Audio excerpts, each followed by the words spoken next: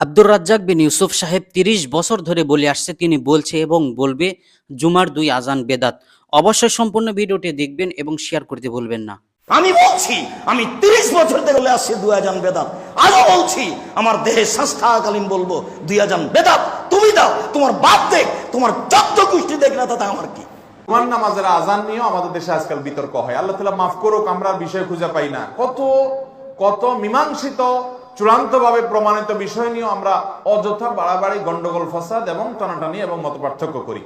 জুমার আজান নবী করিম সাল্লাল্লাহু আলাইহি সাল্লামের সময় একটা ছিল, সে আজানটা ছিল খুতবার আগের যে আজানটা। এটা যেহেতু পরবর্তীতে মুসলমানদের সংখ্যা অনেক বেড়ে গেছে মদিনাতে এবং প্রচুর পরিমাণ মুসলমান হওয়ার কারণে ওই আজান শুনে মানুষ জুমাতে আসতে পারতো না, সেজন্য খলিফাতুল মুসলিমিন, ইসলামের তৃতীয় খলিফা উসমান ইবনে আফফান রাদিয়াল্লাহু তাআলা আনহু, তার শাসন আমলে তিনি যখন খলিফা হয়েছেন, তিনি জুমার প্রথম আজান চালু করেছেন এবং তিনি যেটা চালু করেছেন সমস্ত খলিফা এবং অন্যান্য খোলাফায়ে রাশেদা যারা ছিলেন তারা সবাই এটাতে সম্মতি দিয়েছেন।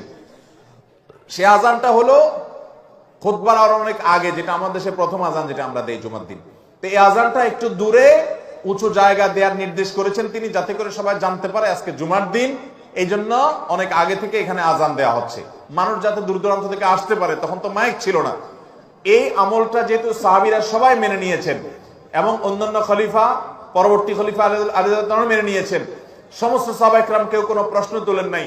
অতএব আজকের যুগে যদি কেউ প্রশ্ন তোলে তাহলে বুঝতে হবে সে সাহাবীদের চাইতে দিন 1 ইঞ্চি বেশি বুঝছে। সাহাবীদের চাইতে দিন বেশি বোঝা, এটা লক্ষণ ভালো হতে পারে না।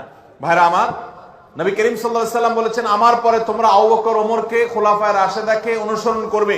ফাআলাইকুম বিসুন্নতি ওয়া সুন্নাতিল খোলাফায়ের রাশিদিনিল মাহদিয়িন, তোমরা আমার সুন্নাহকে অনুসরণ করবে, খোলাফায়ে রাশেদার সুন্নাহ অনুসরণ করবে।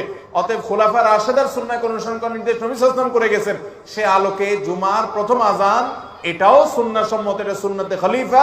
আর জুমার দ্বিতীয় আজান এটা সুন্নতে রাসূল সাল্লাল্লাহু আলাইহি ওয়াসাল্লাম।